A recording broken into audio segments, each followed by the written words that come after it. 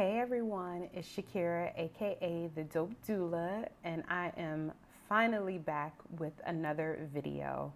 I have been taking a little bit of a respite. I noticed that over the last few weeks I was feeling a lot of tension in my jaw, and I was feeling really exhausted during my day job, and at night I was having these reoccurring nightmares and wasn't sleeping well and having panic attacks in the middle of the night. And so it finally took time for me to realize that I was experiencing burnout and needed to take a bit of time to just rest and take care of myself. Even though I had been working out daily, I've been doing yoga just about every other day and taking walks, biking, getting some fresh air.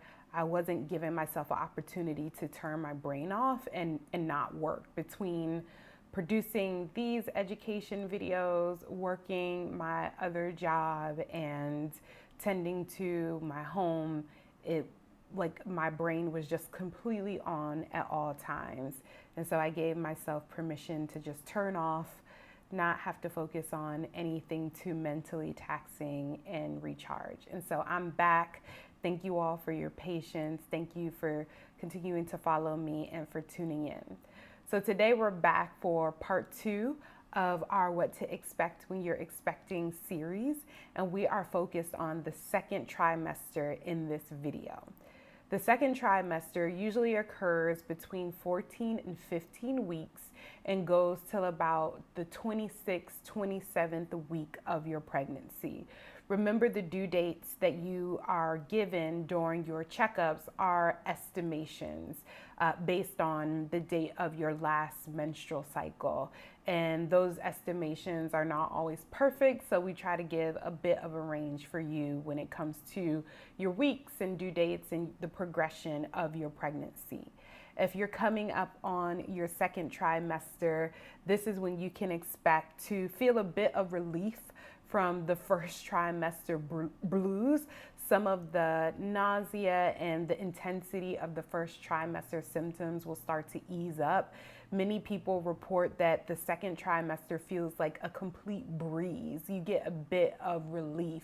You'll notice that your hair is more shiny, your skin, you have that pregnancy glow, as people like to call it, because by now you should be in a good regimen of taking your prenatal vitamins, so you're getting a lot of good hormones pumping through your body to supplement your baby or babies, depending on how many little humans you're expecting. And so you're feeling really good in this trimester. Your baby is developing quite a bit during the second trimester. Your baby is developing a layer that is going to coat their skin. This is going to be covering them to protect them through the birth canal process and is helping to get nutrients into the baby's body. Your baby's brain is also getting more development. So your baby's brain is now triggering its ability to give the baby's body function. So your baby can now sense and smell and also start to hear. So many parents during this time like to really talk to their stomachs because your baby can hear. And when you birth your baby will be able to recognize the sound of your voice and the voice of anyone who spends a significant amount of time with you during your pregnancy. So it's really exciting. And this is also a great opportunity to start forging that bond with your baby. Think about reading books or just having some quiet moments for you and your little one, because your baby can start to hear you this time. Your baby's heart rate is going to start to regulate a bit more in that first trimester. When you go for your sonograms, you'll notice that the baby's heartbeat is moving very rapidly. But now that your baby's brain is developing and has the ability to regulate certain senses, your baby's brain is also now regulating its heartbeat. And so their heartbeat is going to pick up a more steady, controlled pace, which is very exciting. You'll also notice that your baby will be able to start to taste whatever food that you're eating by way of the amniotic fluid.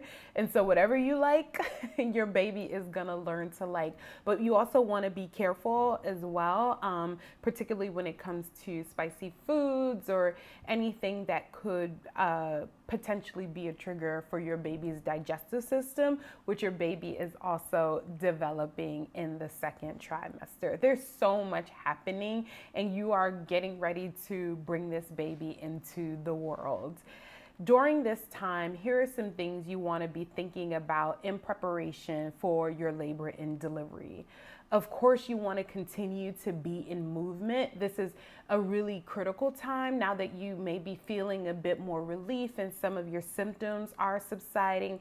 Thinking about what a movement regimen will look like for you during your second trimester. It doesn't have to be too strenuous. If you're not someone who's used to being in movement, you can walk for 30 minutes every day. There are prenatal yoga videos if you're on YouTube, or I know there are a lot of folks on Instagram who do free snippets of yoga exercises that you can do. If your birth partner is with you, you can think about doing some just light stretching, but you really want to be in movement. A fun way to stay in movement is to just throw on some music and dance. You want to make sure that you're opening your hips and getting your body in preparation for the labor and delivery process. And I have a whole series on how to prepare your body for that that's going to be coming up. So be sure to look out for that. But be in movement during your second trimester. You also want to think about really finalizing your birthing team at this point and starting to get your birthing plan more codified. So if you haven't had the chance during the first trimesters to start thinking about your birthing plan, now is definitely the time. You also want to start thinking about where and how you want to give birth, if you want to do so in a hospital, what that is going to look like, particularly in the midst of the pandemic and the way that the COVID-19 pandemic has changed regulations around who's able to be in the birthing room with you. So you want to spend some time researching that, and also, again, finalizing your birthing team. Are you going to have a midwife? Are you going to have a doula? What is your notification list going to look like? Start getting those things down on paper. They don't need to be final, but you definitely want to give yourself time to start thinking about it more intentionally. You also want to make sure you're continuing to maintain your diet. If you remember from the last video in the first trimester, I talk about the importance of trying to stay within the recommended birth weight depending on your weight. If you're someone who is at the average weight for your height and your age, and depending on your health, you want to make sure that you're staying between 25 to no more than 30 pounds of weight gain during your pregnancy.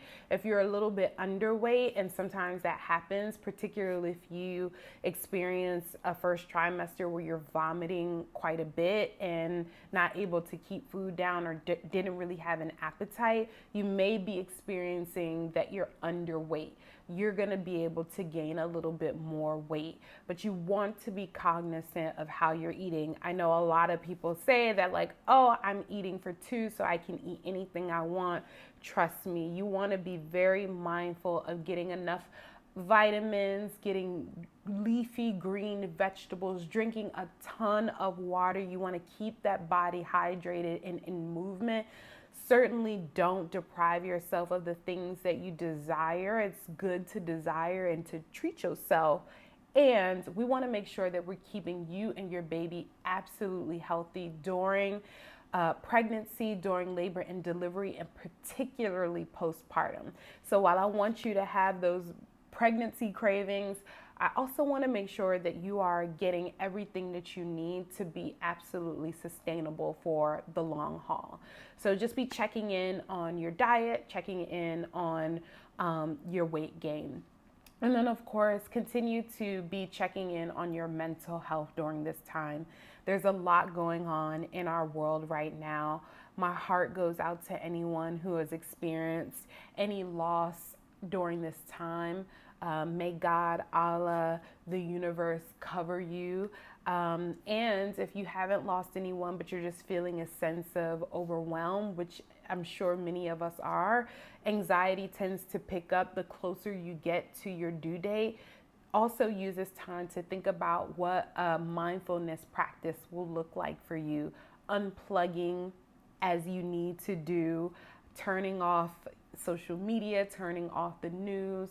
This is a great time to think about meditating as you're communicating with your baby, but get into a practice of really, as you're maintaining the health of your body, also maintaining the health of your time. So if you have any questions or want to share any stories from your first trimester as you're coming into your second trimester, don't forget to subscribe to my channel. Definitely like this video, turn on your notifications button, tell a friend, and I'll be back with our next video on the third trimester. Take care.